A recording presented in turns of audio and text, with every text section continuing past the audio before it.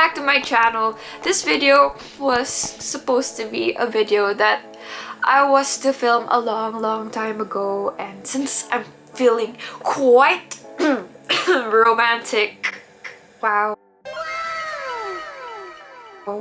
today, why not talk about romance novels? I mean, you know, some people who are accustomed to all these literary things, books and literature that are actually literary, would say, why would you read that? Why would you read that? It's romance, you know, it's just the same thing with a love triangle, or maybe not a love triangle. Maybe there would be the happy ending where the couple ends up together and they meet because they both have problems, or they both end up with a bad ending where it fails and it's just completely tragic, or they end up failing but they're still happy and there's some sort of empowerment, and it's just the same thing over and over again. The same cliche scenes, the same insta love that people find shallow, that people get sick of right away. So why would you read that? Why would you read quote unquote shallow YA or shallow romance? And that's what I thought as well before I picked up Colleen Hoover novels. The first time I read a Colleen Hoover, I'm sorry for butchering her name. The first time I read a Colleen Hoover novel was back in grade 12, I think, or 11, when I had more time. In senior high, I had access to the college library, so there were more books, and boy, was there a big collection of that. And I also saw a classmate with Ugly Love on her desk, and it's by the same author. The fonts of her books are very recognizable.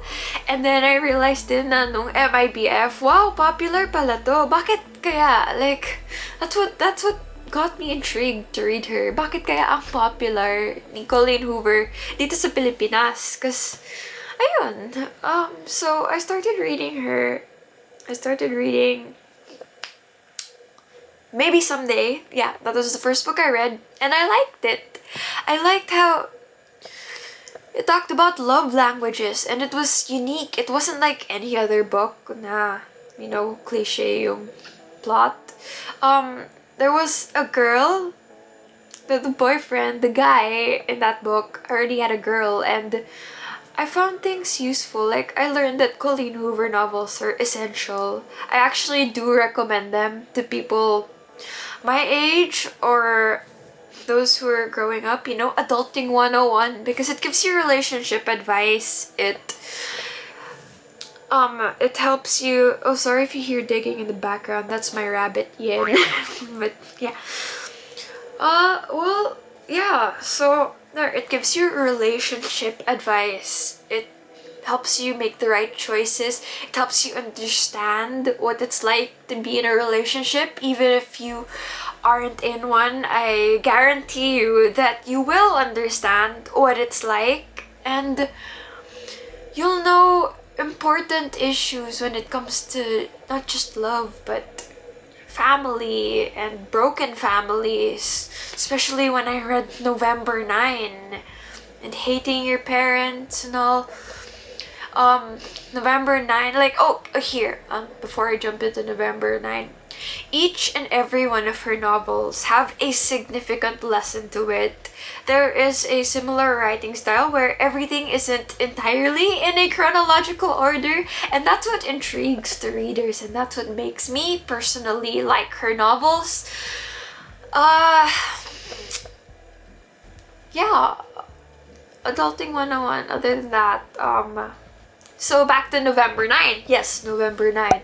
November 9, the significant lesson in that novel naman is that, you know, you can wait it out. You can wait it out, and it's important to have your own self-development before getting into a relationship where you're 100% fully committed to, and just ending up losing yourself and breaking up Because November 9, that's why it's called November 9. I'm sorry, this is a slight spoiler, but not really a spoiler to the entire novel.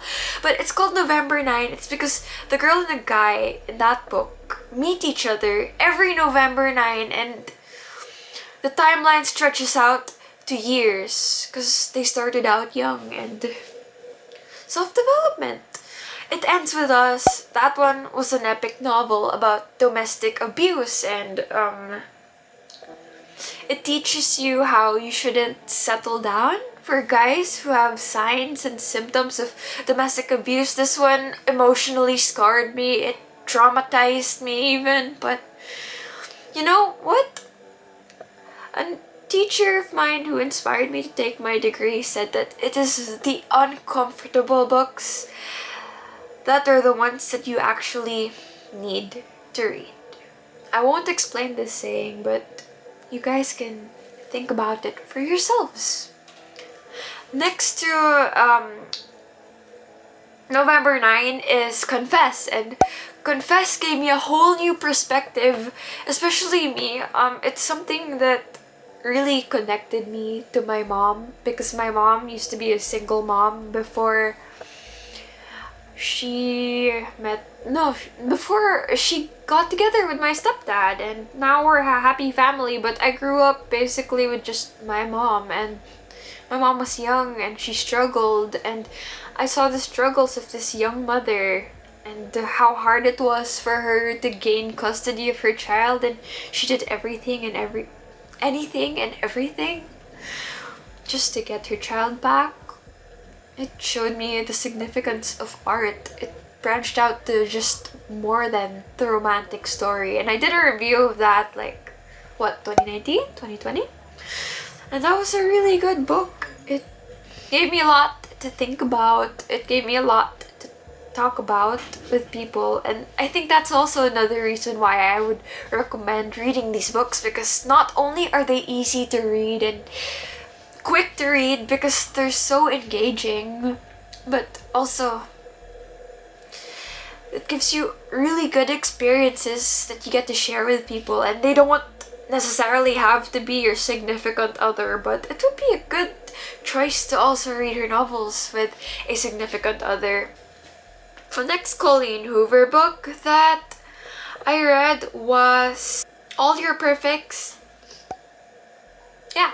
And another Colleen Hoover book that I read was called All Your Perfects, and that one, madaming mga Filipino booktubers, I think si Ate Kim reads, she really liked it. I saw it on her YouTube channel. I was like, okay, you know what?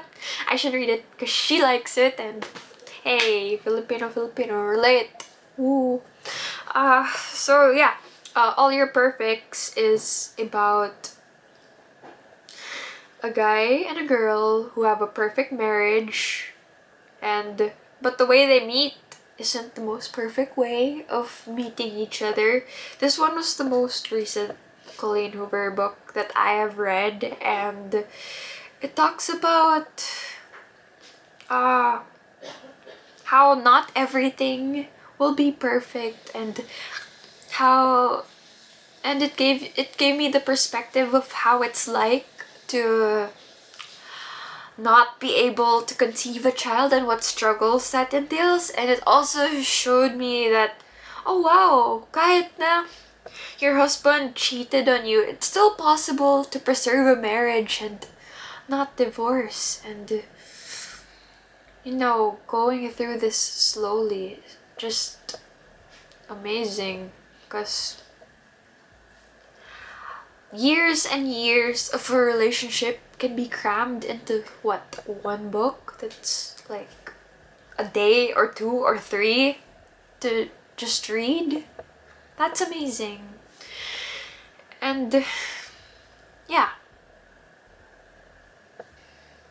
there are more novels of hers which I haven't read, but because I learned that each and every one of her novels had a significant lesson to it, something significant for readers to know, and how they can be empowered as well, is amazing. And it taught me that to be more open-minded, to not judge romance novels right away. Just because it's a romance novel, then, oh, it's crap, it's shallow, it's just entertainment. But it gives you the best of both worlds. And that's mind-boggling. That's a new realization for me.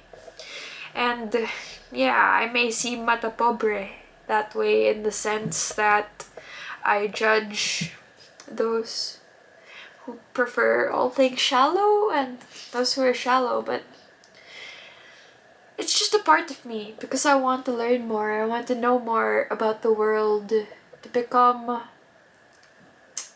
self-actualized, and yeah.